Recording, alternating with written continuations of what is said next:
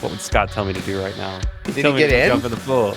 And then he says, I don't know if we're going to do it. I'll let you know tomorrow. And I immediately replied and was like, no, you're going to go do it right now. And you're going to let me know how it was. But as I was sending that, he sent me a response. He was like, well, we did it. It wasn't that cold, but we did it. It's like, Nice. Ripple effect. I don't know if you saw that, Michael, because you were looking away. But I was going, right before you said ripple effect, I went like this. Oh, so it was a cue. It was Yeah. a cue. Yeah. Welcome to a very special 10th episode of the Reclaiming Man podcast. I'm your host, Scott Sylvie, and with me today, we have Miguel. The what? Michael just changed his name to Miguel. Oh, For some reason, I didn't change it. I don't know why. can we Alright. do that mid thing? Yeah. Yeah. Miguel Alright, El Mastermindo. All right, and welcome to a very special 10th episode of the Reclaiming Man podcast. I'm your host, Scott Sylvie, and with me today, we have a very special guest, Michael, the Mastermind Beckwith, along with our co-host, Preston, the Southern Canuck Radomski. Good evening, gentlemen. How are y'all doing? Good, and today's episode is particularly special because we have a guest today. Oh, First guest of the show. First ever guest of the show. Yeah. And to be fair to you, Preston, the only reason that I chose Michael as the guest today was because he showed up on my screen first, and then you. that's fine. Had you shown up earlier, you'd have been first. So, like, I mean, you had to work, like, whatever. Like, I know. excuses. Stuck out in Winchester today. So, I thought I'd spend some time in episodes 10 and 11 getting to know you guys a little bit. I've only spent a total of about, we're on episode 10 now. So, 9 hours of my life just recording these episodes with these largely nameless, faceless guys as I prattle on the podcast. So, I thought it would be good to just spend some time and give people a sense of, why you're members of my tribe or we're members of each other's tribe would be a better way to say it, and what your background is and, what you're interested in, and just kind of talk about you for a little while. We spent a lot of time talking about where we are and where we're going, and maybe less time talking about where we've been. And I know as somebody who has certainly evolved in all areas of my life, I'm very proud of who I'm becoming and who I am now relative to where I was. And I think everybody likes the story of the hero who overcomes, right? And I think anybody who evolves into a better version of themselves by their very nature has overcome. And so I thought it would just be an interesting conversation, deep dive. I suspect I'll learn something new today. And I suspect many others will as well. So I guess without further ado, should we just jump into it? Let's do it. Yeah, Cool. sounds good. And so for anyone listening, the format of this type of episode is pretty straightforward. It's figure it out as we go, is what we call it. No, I just thought we'd spend a little bit of time today getting to know you guys a little bit more. So Preston, also feel free just to chime in. Like, the whole point of this is to help paint the picture of who the mastermind is. He wasn't always a mastermind, to be fair. So, Michael, I guess maybe we'll just start by maybe do the 20,000 foot. Like, where are you from? What's your background, etc. Yeah, absolutely. 20,000 feet. Born in Minnesota, Midwest boy. Probably have a house here no matter how long I live. But we'll also have some other land. We're talking about my past, so it's been Minnesota with a smattering of travel around the contiguous U.S. Also spent some time over in Southeastern Asia when I was 18, which gave me some good perspective. Is that when you were a soy boy? No, it wasn't. No soy boy there. It was trekking through rice paddies to remote villages in Nepal, and it was pretty cool. Pretty life-changing experience, and in some regards I wish it would have stuck a little bit more than it did over the next few years. But went to college, University of Minnesota, spent a lot of time in school, not figuring out what I wanted to do with my life, and at least fortunately meeting my wife. And so I look at that period of a lot of learning how to learn and a lot of setting me up for Student debt payments. student debt payments, failure to meet self-imposed expectations that were impressed upon me by the rest of society and the world. Kicked off social media back in 2004, and I think it was a good time to go through school ahead of social media. Now I will make that comment. I'm very fortunate to have only caught it on the tail end of my academic career and whatnot, but fortunately it didn't have as much of an impact on how I was growing up and how I was viewing the world. I might have been in even rougher places if that were the case. If you think about it, there's actually Yeah. a very narrow window of people who just got completely fucked by social media. You're right. So, You're so right. the people that are our age and older, we went through high school and college by the time, or at least high school by the time social media really became a thing. And then all of the people that got fucked for the next 15 years, everybody after that has learned from them to know, like, Yes. don't put crazy shit on social media because it'll ruin your life in 20 years. I So don't know there's if I just like, totally agree with that because I do ooh, think let's fight.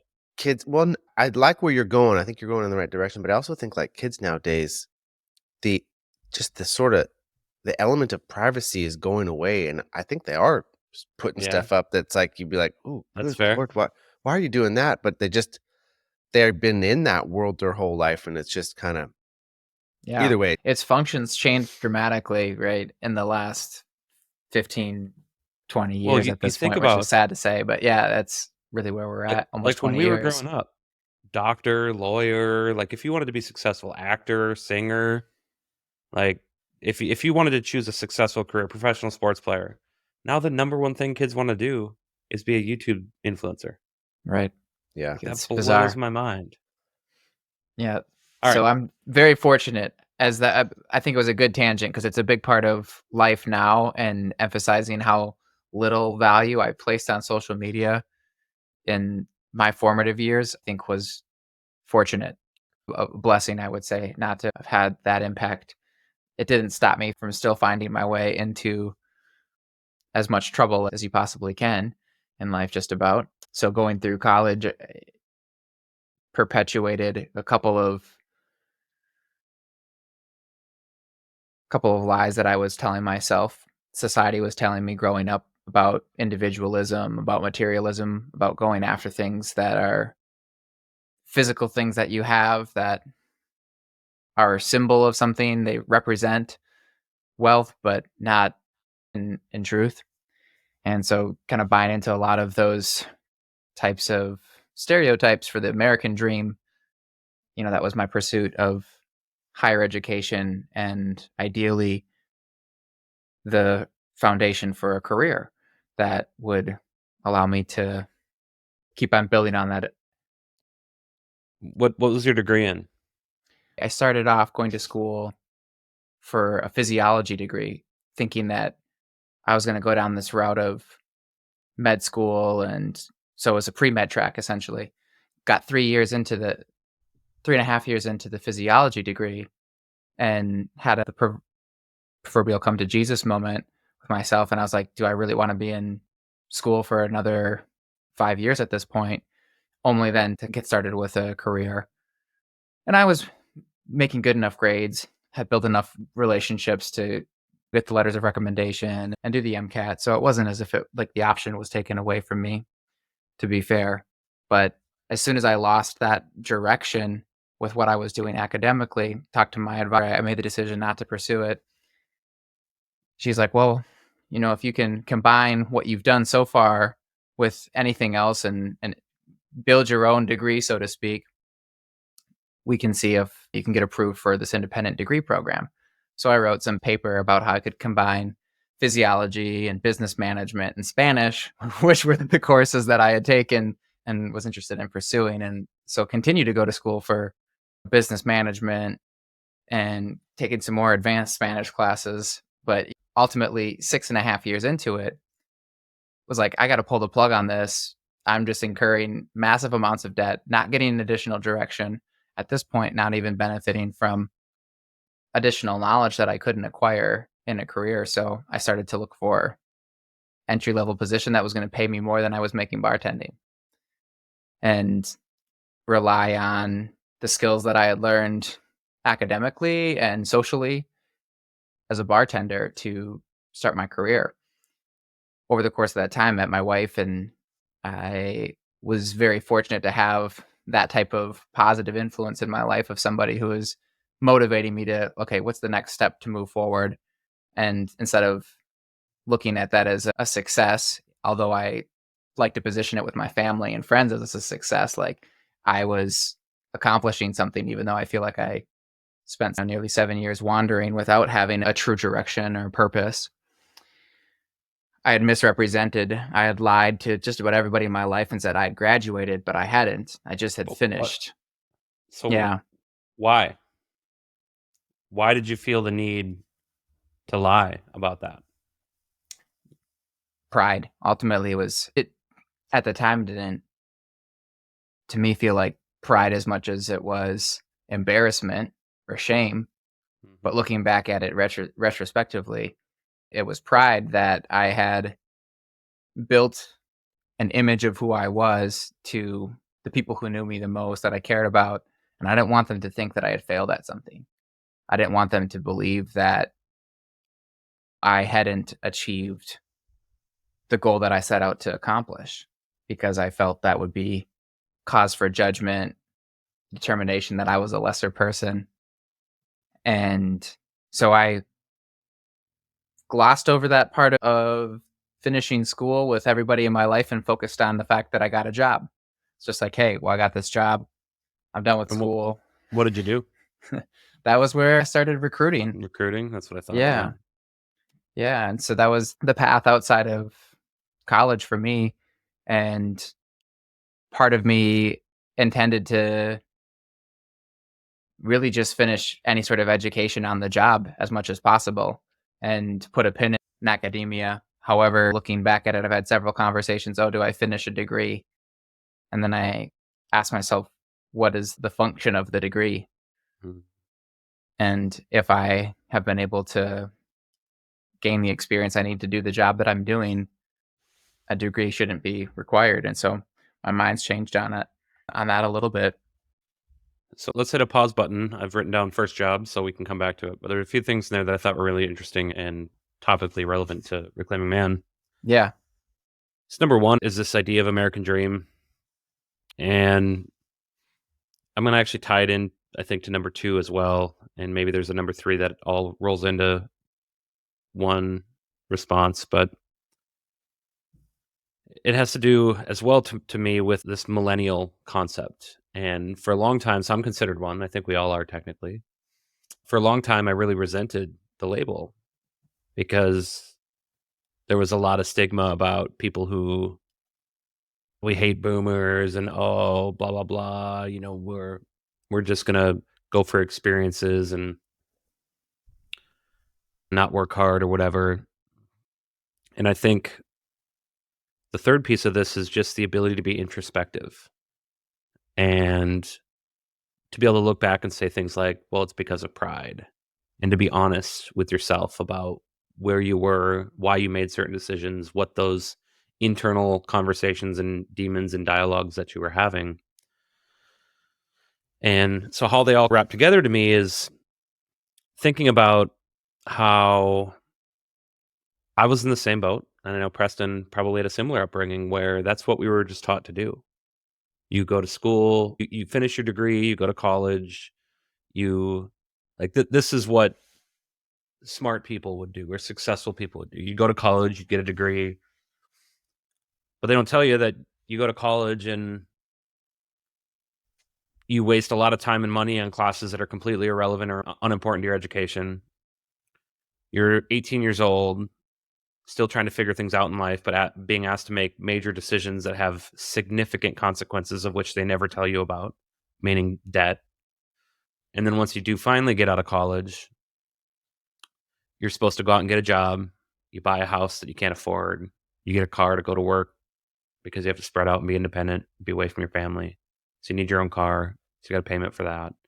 You don't have any money left over to fill your house, so you rack up credit cards.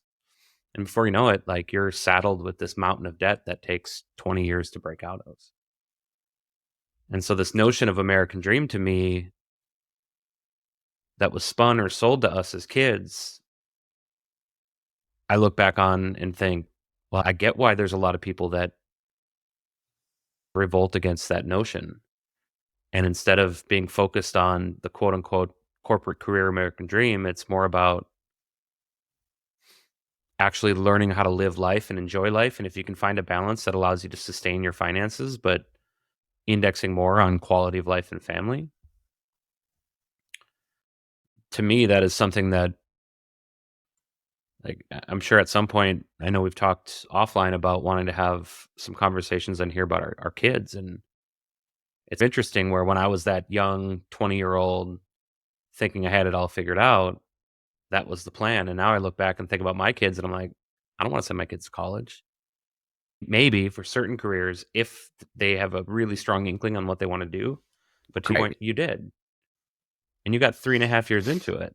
And then we're like, well, here's $100,000 of debt, which now would be 200, but I'm going to change my mind. And I think that, yeah, that was a big part of it too, as far as when you asked, like, what was my motivation for lying to people as well. I had spoken with such confidence about what I was going to do. And so I mentioned like the shame component of it, which yeah, was there. But it felt like because I had lost that piece of my purpose, and I was fast forwarding over a lot of these things to not to skip over anything that's critical, but to get to who I am now and what are the identities that I have, which mhm, to me, I had the identity as a son, as a brother, as a friend, or whatever, growing up through the formative years of my life. And we could spend a lot of time unpacking all the crazy stuff that I did as I was growing up. But to get to the point where we talk about what led to the formation of this tribe and what led to me getting to where I am, it is important to mention it's not part of how I define myself as somebody who didn't finish college. I like to look at it like I transcended well, academically. so I think where I'm going with it is just within No. the context of our podcast is, Yeah. we talk about reclaiming identity and the empire of nothing in which we live and how it essentially props up these types of ideologies, you might even say, of this is what it means to be successful in our society. And if you don't conform to this, you should feel ashamed. You should feel Right. Right. And that's where I think it is such an important part of my story because it started me down the path of feeling like I had to build somebody else's dream. And at several points along the way, I had opportunities to deviate away from those poor decisions. And instead of taking that step towards mastering something that would help me get out of it and get me closer to like true success in life and growth and to the point where there's balance in life across what you're pursuing and you know yourself well enough to know your shortcomings and flaws and what you're doing to address some of those or eliminate them. Mhm. It's a big part of, at least on the front end of my career, setting me up for the belief that, hey, this isn't what I'm going to do until I retire. I'm not going to have a corporate America job my whole life. It was something that I bought into, but it was definitely not something that was making me overly content or happy, fulfilled. Sure. All right. So I had cut us off at the first job. So you just landed your first job in recruiting. Yeah. So recruiting was one of the best jobs for me because it gave me the chance to talk to people that did everything. Gave me the chance to learn, gave me the chance to meet you, Scott. I met people from across the country, across the globe. Had the fortune of working with people in India, with people in different parts of our country. It goes through ebbs and flows, but it's such an interesting challenge to teach you skills around building relationships, communication, follow up. Taught me a lot about technology and systems to level up and to grow within an organization, because that was what, at the time anyways, was you were always primed to find the next step in your career, which is either a promotion internally or making a move to a new company where you're going to get some increased opportunity, whether it's responsibility or earning potentials. And my career, as I think about what do I want to talk about that's important to me, my career really doesn't actually align. Literally what I was about to say So, was, in this story, since your first job, it's all been career focused. yeah, and I think that was partially because of the starting point. You were like, Yeah. "Oh, your first job, what next?" And I started to think about this. Yeah. That's not really where I wanted to go with the conversation. I think that's an interesting piece, though, is this is again something that, as the primary income earners in our family, It's a big part of our identity. it What do is. we do? And exactly, you meet somebody new. You're going out and you're like, well, I've been listening to these guys on the Reclaiming Man podcast, and dadgummit, they have some nice things to say, and I need to build myself a tribe. And then you go out and you meet somebody, and the thing you say is, what do you do? Yeah. Oh, I work in landscaping. What do you do? Oh, I work as a machinist. It's like, okay, well, no, what do you do? Like, oh, I read as much as I can. I listen to podcasts that enrich my life. I play with my kids.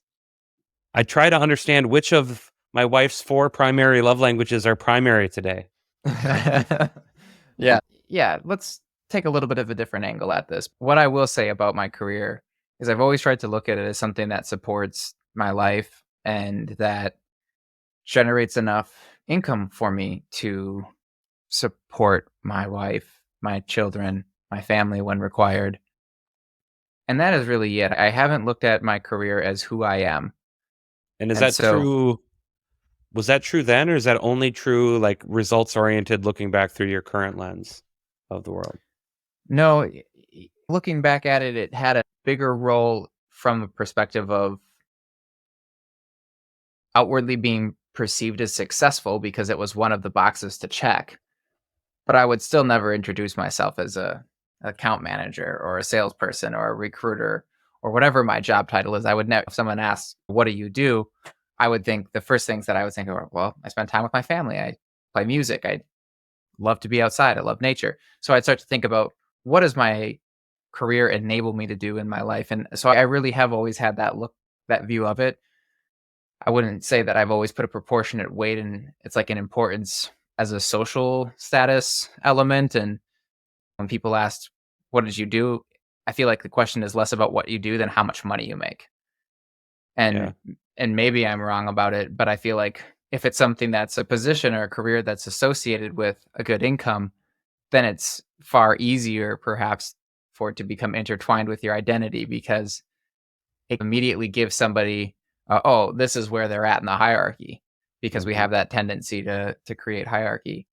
And so mentioning what brought me up to the career, I think is important because essentially I wasn't building my career on lies in that I didn't tell any of my employers that I had a degree in anything or anything like that. I wasn't so dumb to think, oh, they're not going to go and do these checks. So I was very honest with them, but I let everybody else in my life believe that I was building a successful career upon a successful academic career, which wasn't the truth. And it led really to the darkest years of my life and a slow progression downwards. It all started with pride, with deceit, with selfishness, some of the absolute worst qualities that a human can possess. So how much of that was how much of that were you cognizant of as you were going through it? Or were you also just lying to yourself? The challenge with lying is as soon as you lie once, you are caught perpetually lying about the lie in some form or the other, and it just keeps on growing and expanding. And people have given it all sorts of different analogies, but it's very insidious. It's very, I would say, slow moving, but compounding for a long time negatively. It eventually just sucks you under. And it led to lies about how much I drank, lies about my happiness, lies about how much money we had to go on trips, and about finances. Everything in my life, eventually there was, even without requirement, there was some degree of natural tendency for me to lie about something. And it took years for me to realize how much of an adverse impact it had, and it was almost too late. By 7 years after I finished school, it had compounded to the point where it was as close to rock bottom as it would be for me in life. I was doing great from an outward perception. From the outward perception, it would have been a success, but inwardly there was so much conflict with how I was presenting that success that wasn't aligning with who I was, who I wanted to be. And yeah, it was about the end of my marriage, my life. It was 2019, so not that long ago.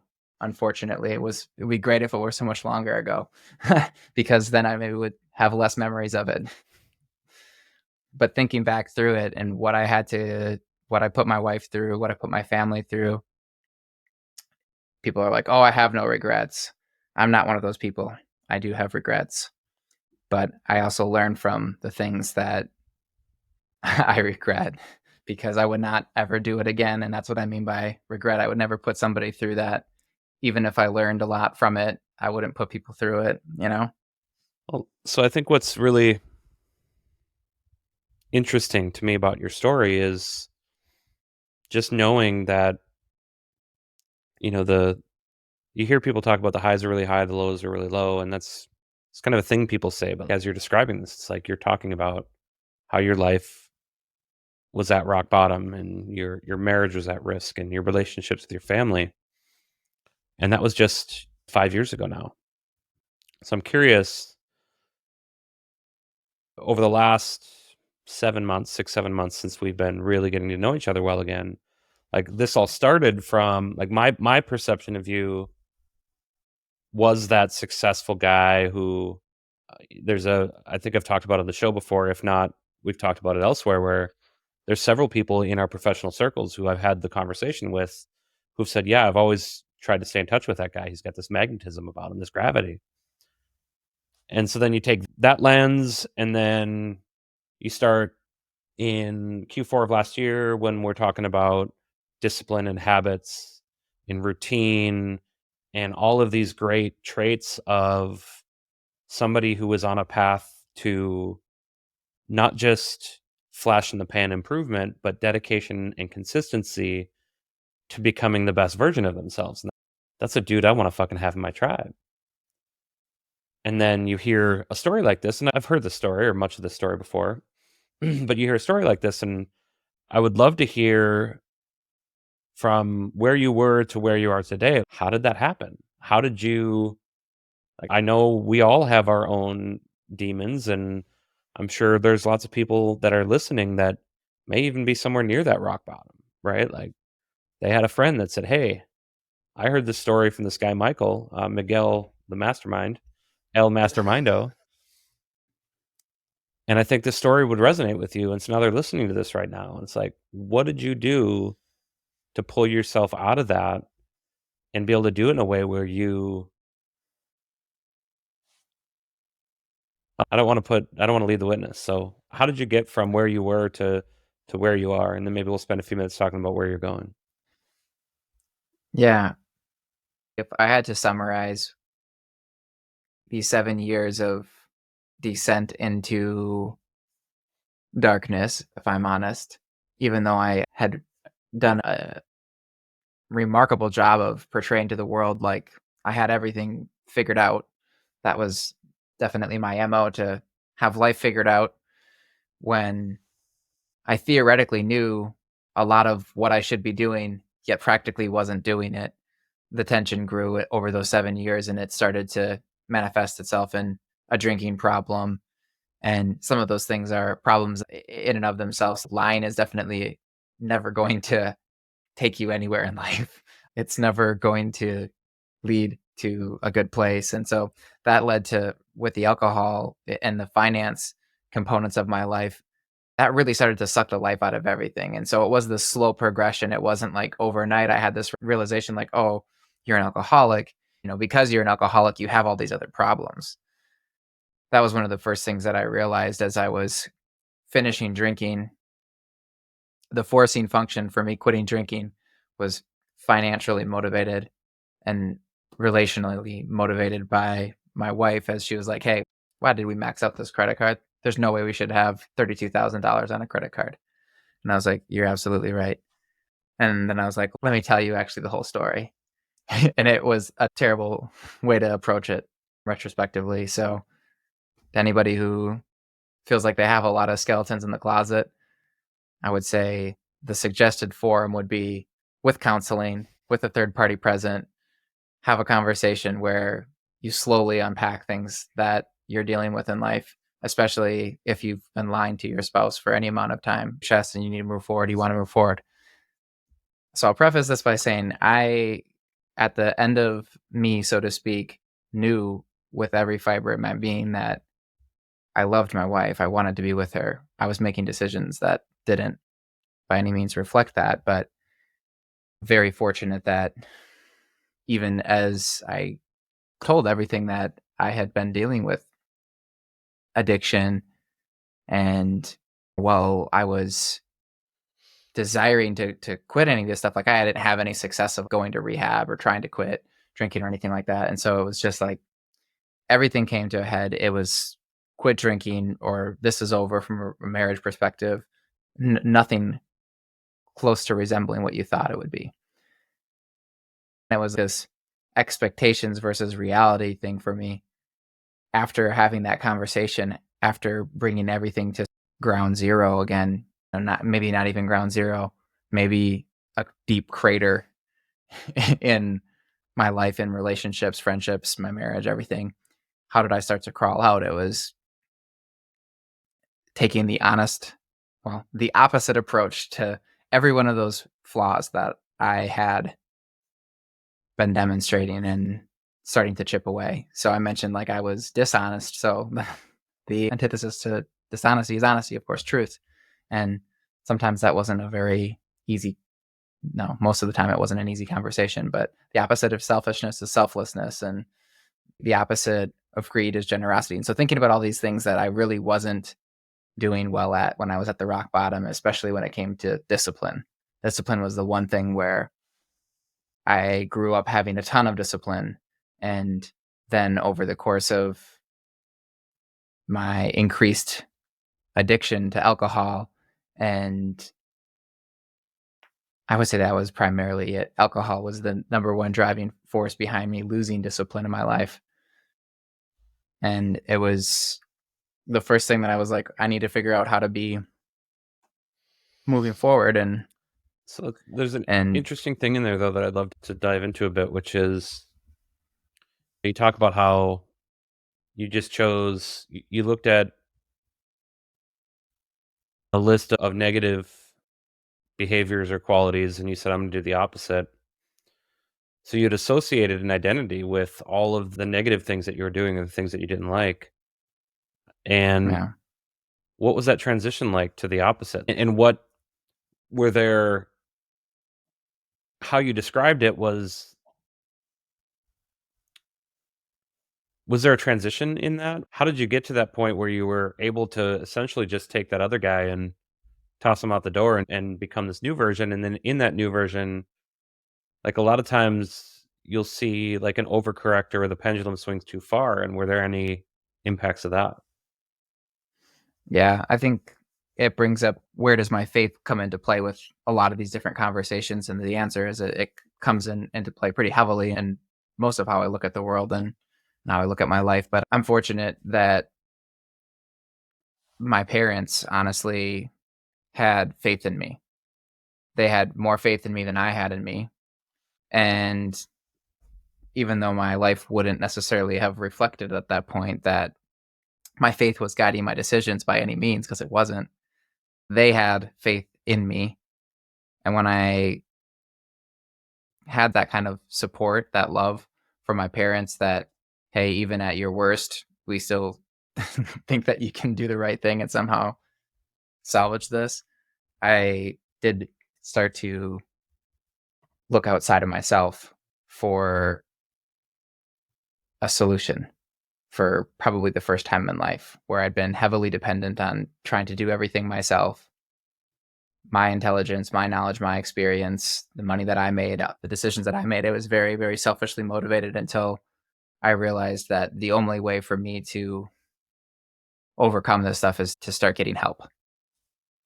And so it was a combination of many different things, individual counseling, marriage counseling, sobriety program, to start to unpack what causes people to become addicts.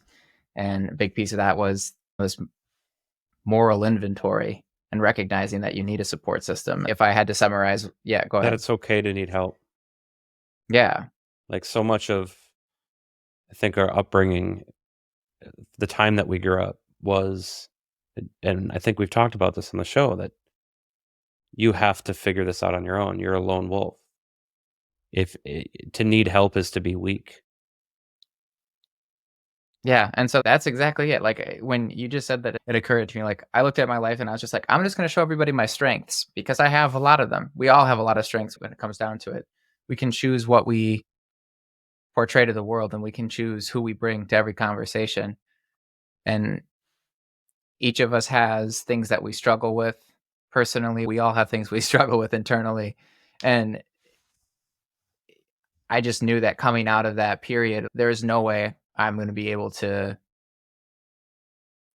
put all these pieces together without some divine intervention. And so I started to spend more time spiritually meditating on life and how to understand what my purpose was. And I felt that more than anything, it was to the opposite of what I had been doing. I don't know if that makes sense or not. Like this idea of,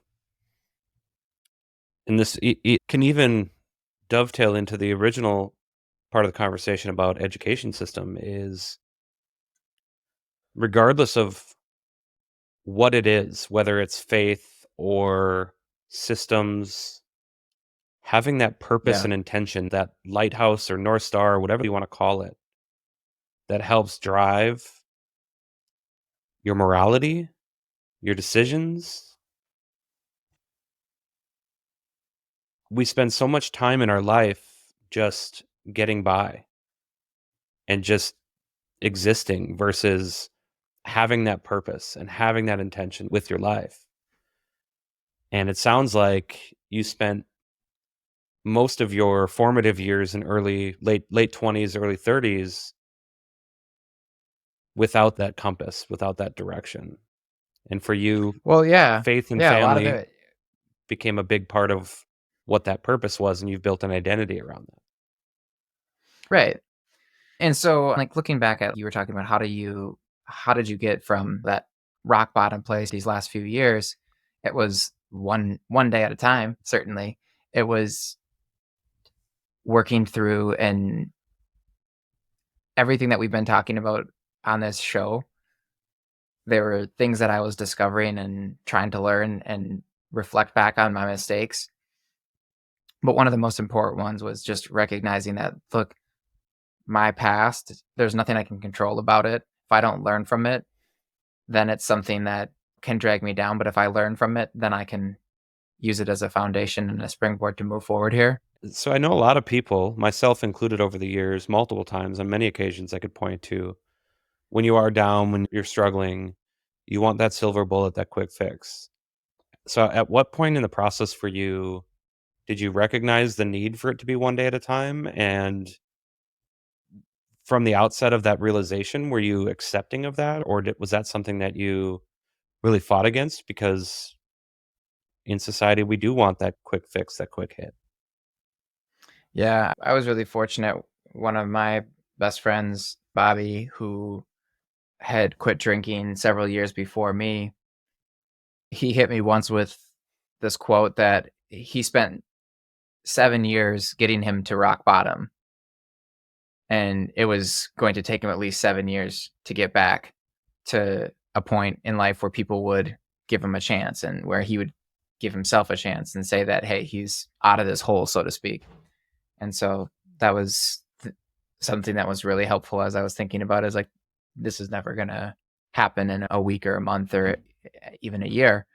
I'm not going to, in any one defined segment of time, be able to undo what I've done or get back to the point where people look at me and trust me, respect me, and most importantly, my wife. And do you have any key epiphanies or moments or unlocks that you experienced that come top of mind for you over the last few years?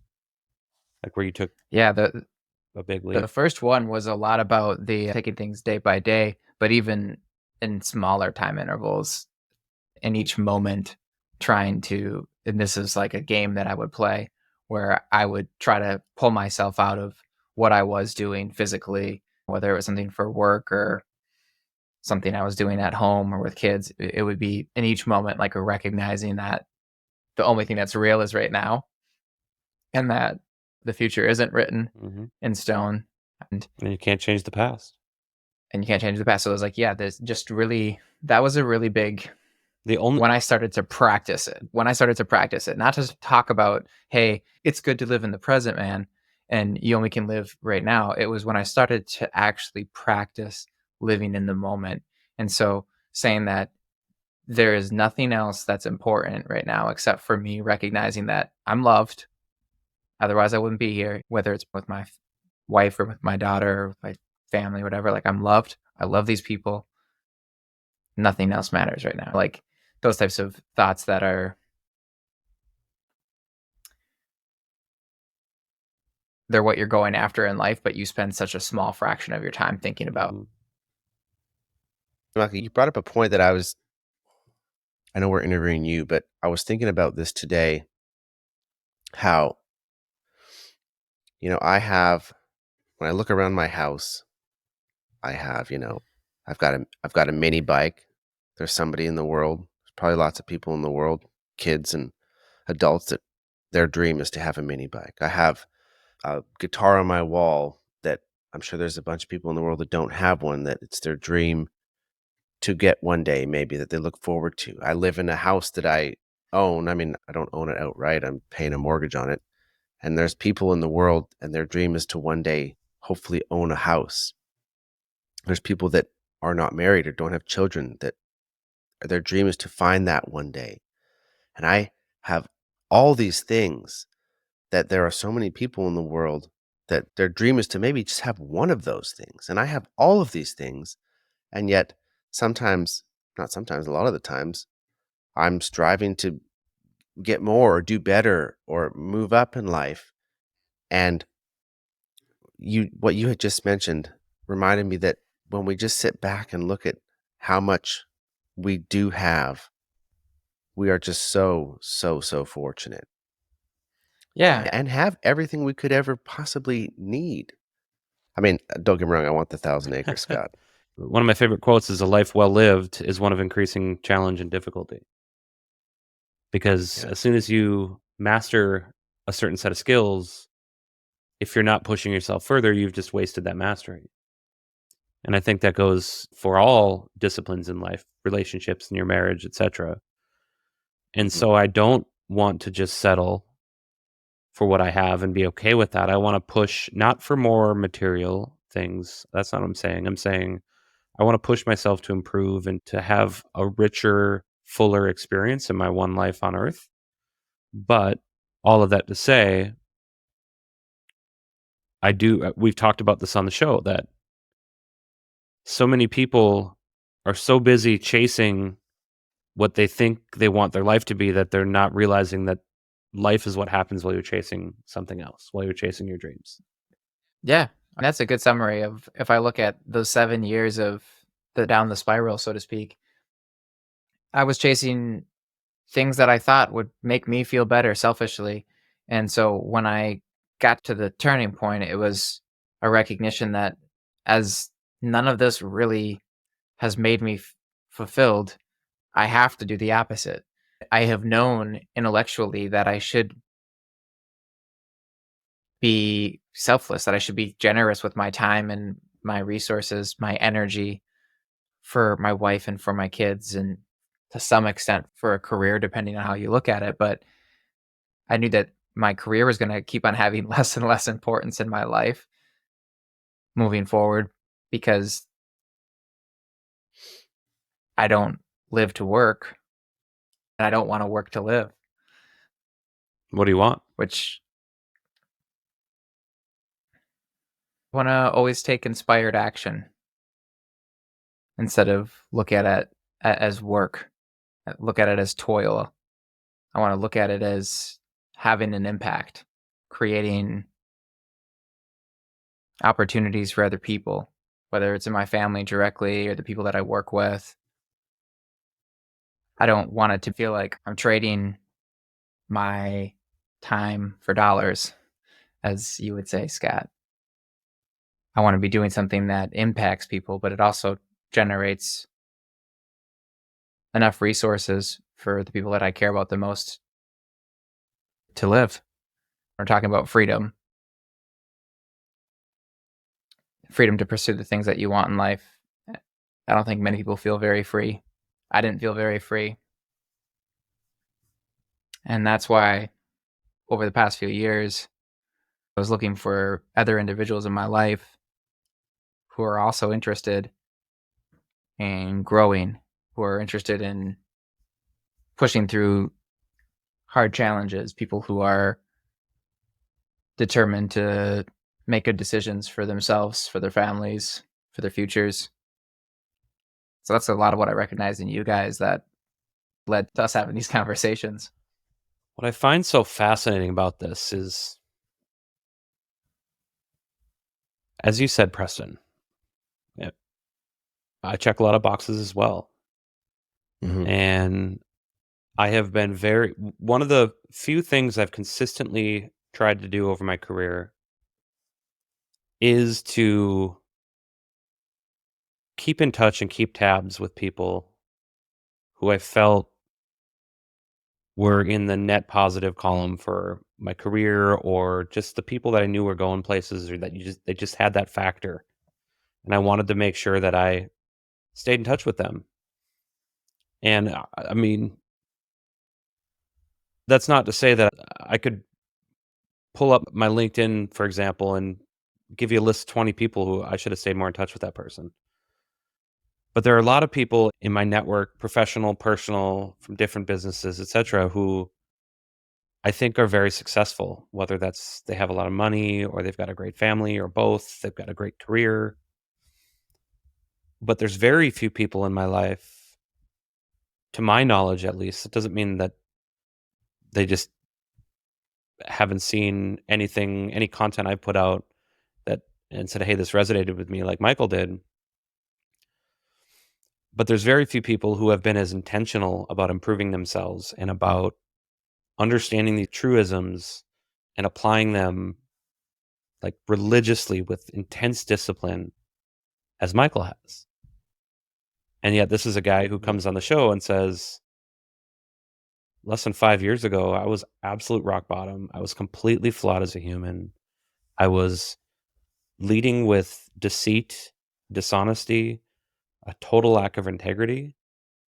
And who can not only come on here and say that, but then can have somebody say that to him and be like, yeah, that's true. Like going back to this introspection and this ability to be, I don't think brutal honesty is the right word, just unflinchingly honest, like not afraid to look at the failings that we've had and be vulnerable enough to say, here were my failings, but also strong enough in character and current identity and who you are to be completely okay with that, because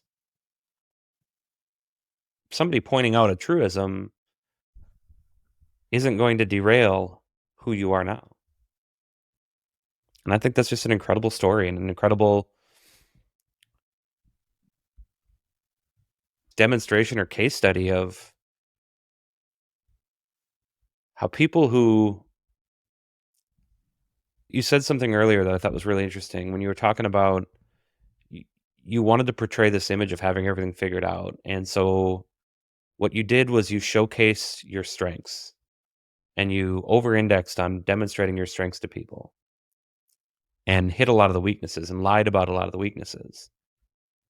And I think something we all agree on now is true strength is the ability to also take those weaknesses in neon green highlighter and say, this is also who I am, and be okay with that.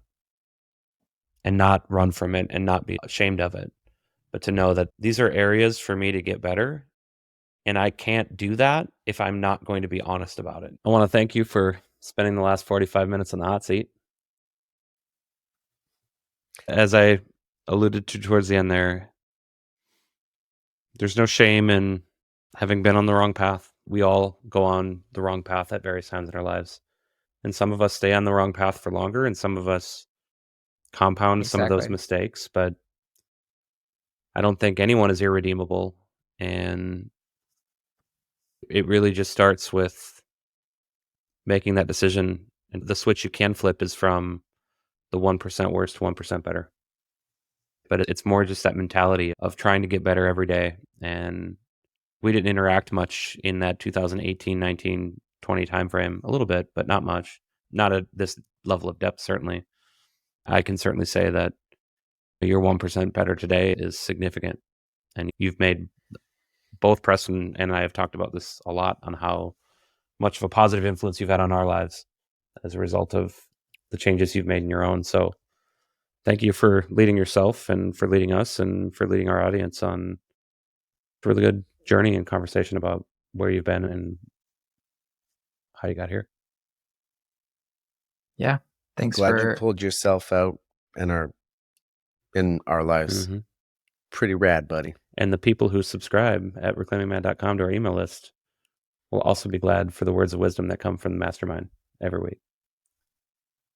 Yeah, sometime we'll have to chat about the mastermind more. I thought we should probably have worked that in a bit since we called you the mastermind, and people are still. It would have been nice to get to the end of this episode and be like, oh, now we know we call him that. However, that was, of course, the one thing we did plan in this unplanned episode, was that we were going to leave that hanging. Like, that'll come out in like episode 423. Yes. So stick around. Stick around. Stay tuned. All right, gentlemen. Well, I believe with that, we are a wrap.